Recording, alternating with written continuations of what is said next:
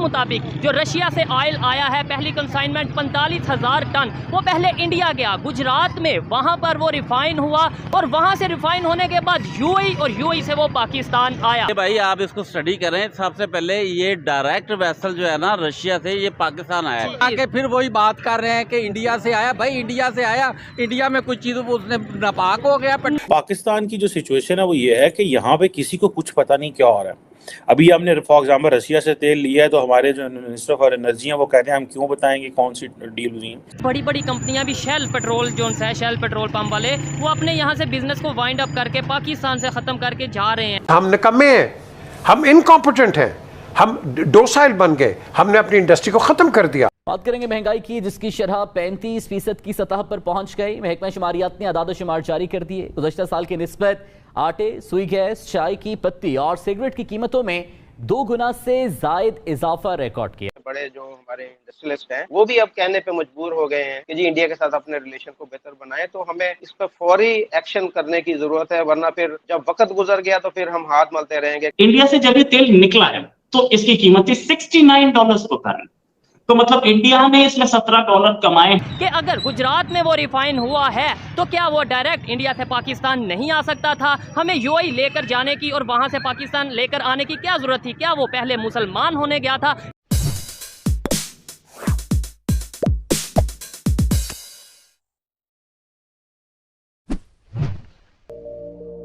नमस्ते दोस्तों, जय हिंद। मेरा नाम सम्राट और आपका स्वागत है छुटकू एक्सप्लेनर के और एक नए वीडियो में। दोस्तों, पाकिस्तान ने रूस से सस्ते दामों पर तेल खरीद लिया, लेकिन भारत ने पाकिस्तान से अरबों रुपए कमा लिए। दोस्तों, पाकिस्तान को लगा पाकिस्तान भी भारत की तरह रूस से सस्ते दामों पर तेल खरीद सकता है, लेकिन पाकिस्तान के साथ खेला हो गया।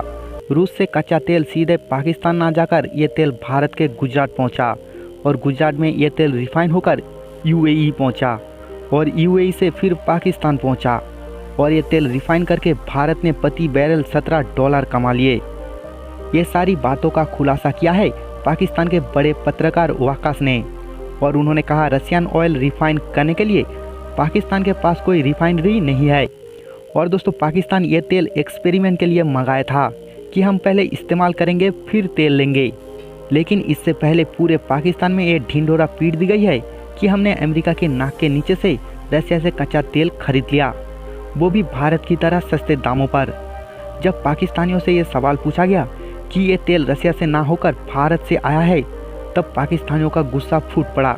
रशिया से ऑयल आया है पाकिस्तान में, सबसे पहले सवाल ये है कि क्या उसका कोई फ़ायदा हुआ? कीमतें कम हुई? पाकिस्तान में ऑयल की कीमतें कम हुई? हाँ बिल्कुल, ये कुछ टाइम लगेगा लेकिन ये कम हो जाएंगी। ठीक है। अच्छा, रशिया से आया है ऑयल 45,000 टन, ठीक है। पाकिस्तान में क्या क्रूड ऑयल को जो रिफाइन करने की मशीनरी मौजूद है? आपके ख्याल से ये रिफाइन हो के आया या ऑलरेडी पहले से रिफाइन था? मेरे ख्याल में तो ये क्रूड ऑयल आया, यहाँ रिफाइनरी में जाएगा और फिर उसको रिफाइन करके करेंगे। ठीक है। और अगर मैं आपको कहूँ कि ये जो क्रूड ऑयल आया ये इंडिया गया गुजरात में, वहाँ से ये रिफाइन हुआ और फिर यूएई के थ्रू पाकिस्तान आया, तो आप क्या कहेंगे? तो हमें तो भाई ये चाहिए कि सस्ता तेल चाहिए, चाहे इसराइल से आए चाहे इंडिया से, हमें इसमें क्या गर्द लेना देना। वो कहीं और भी जा सकता कि इंडिया हमारे तेल पे ही बैठा हुआ है। बिल्कुल, ये बात मैं इस पॉइंट से एग्री करता हूँ। भाई अवाम की सहूलत होनी चाहिए, पब्लिक की सहूलत, लेकिन सवाल ये उठता है कि जो हमने यूएई मतलब इंडिया से रिफाइन हुआ और फिर यूएई गया, ठीक हो गया, फिर वापस आया, तो ये डायरेक्ट क्यों नहीं पाकिस्तान आ गया? जो इतना एक वाया हुआ है उसका, उसके ऊपर एक्सपेंस भी हुए होंगे वो जो सारे हैं, क्या वो वहाँ यूएई मुसलमान होने गया, वहाँ से वापस आया? लेकिन फिर भी लेकिन बिल्कुल आप गलत। मैं बताता हूँ, ये मेरे भाई आप इसको स्टडी करें। सबसे पहले ये डायरेक्ट वेसल जो है ना रशिया से ये पाकिस्तान आया है, ये कहीं नहीं रुका। मैं आपको अगर रुका भी होगा तो जाहिर सी बात है कि गवर्नमेंट लेवल पे उन्होंने कुछ चेंजिंग करनी होगी, उसको टेस्ट करना होगा, तो बेहतरी के लिए किया होगा। आप क्या कहना चाहते हैं? ये कह ही नहीं रहा, मैं तो ये मैंने ये बोला कि ये खराबी के लिए बेहतर ही है। हमारे पॉइंट ऑफ व्यू ये बहुत ये कहता हूँ बेहतर है, लेकिन बाकी चीजें क्यों नहीं हम मंगवाते? और दूसरे नंबर पे ये है कि यूएई से क्यों, मतलब डायरेक्ट ही आ जाता अगर वहाँ से रिफाइन। कभी ट्रैवल किया इंटरनेशनल? जी मैंने किया। ठीक है। अगर आप थोड़ा सा इसको पीछे रखिए, अगर आप एमरेट्स लाइन लेंगे तो आप पहले दुबई जाएंगे, ठीक है, फिर सऊदी अरब जाएंगे, फिर दुबई आएंगे, फिर पाकिस्तान आएंगे, ठीक है। अगर टर्किश एयरलाइन लेते हैं तो पहले टर्की जाएंगे, फिर कहीं आगे जाएंगे। इनके भी रूट्स होते हैं। अच्छा, मतलब अगर इंडिया साइड गुजरात से ये ऑयल जो सा रिफाइन हुआ, ये रूट होगा। नहीं, मैं ये ऐसे प्रोपोगंडा इस्तेमाल कर रहे हैं, जबकि ये पाकिस्तान के लिए बेहतर है। चलो सस्ता। अच्छा, मैंने ये कब बोला है कि ये नहीं अच्छा? मैं तो कहता हूँ घुमा फिरा के फिर वही बात कर रहे हैं कि इंडिया से आया। भाई इंडिया से आया, इंडिया में कुछ चीज उसने नापाक हो गया पेट्रोल। तो मैंने ये बात की है कि भाई वहाँ से नहीं आना चाहिए। मैं तो कहता हूँ सब्जियां भी वहाँ से आए, मैं तो कहता हूँ दालें भी वहाँ से आए, जो चीज़ हम ले सकते हैं। मेरा सवाल ये है कि हमने ये गवर्नमेंट पब्लिक को क्यों नहीं चीज़ बताई? अगर ऐसा हुआ है तो पब्लिक को क्यों नहीं बताया? अगर ये रिफाइन वहाँ से हुआ है, पाकिस्तान में ये रिफाइन नहीं हुआ।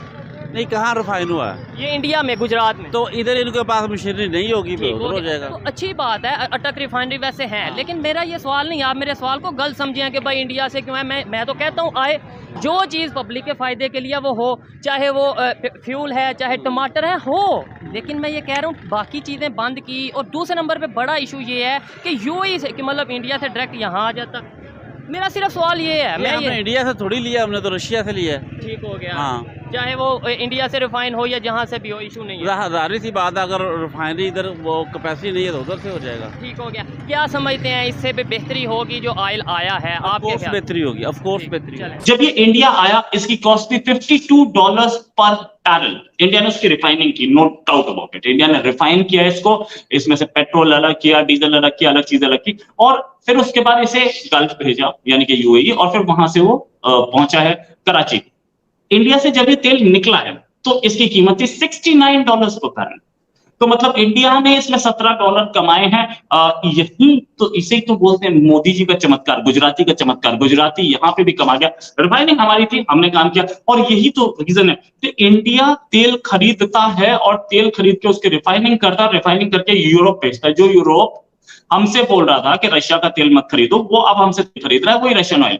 अच्छा, यूरोप इसको बोलता है कि ये रशियन ऑयल नहीं है, ये इंडियन ऑयल है, क्योंकि इंडिया ने इसको मैन्युफैक्चर कर लिया, इंडिया ने इसमें रिफाइनिंग कर ली, वैल्यू ऐड किया है।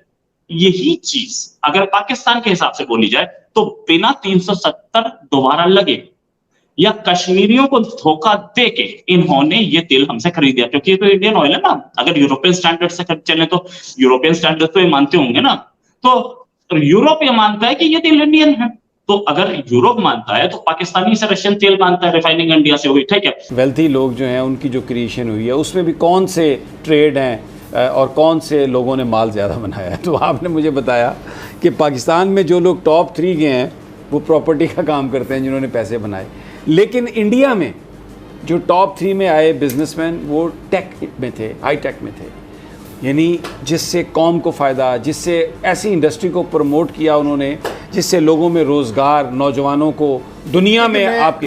अच्छा, अब हम जो क्रिएट कर रहे हैं, चाहे बिजनेसमैन की क्लास क्रिएट कर रहे हैं, चाहे इंटेलेक्चुअल्स क्रिएट कर रहे हैं, जो कुछ भी हम कर रहे हैं उसका ताल्लुक पैसे की क्रिएशन से है, और उस क्रिएशन से है जो शायद जिसके मीन्स भी क्वेश्चन उन पर उठाए जा सकते हैं। मैं आपको पाकिस्तान और इंडिया की रूलिंग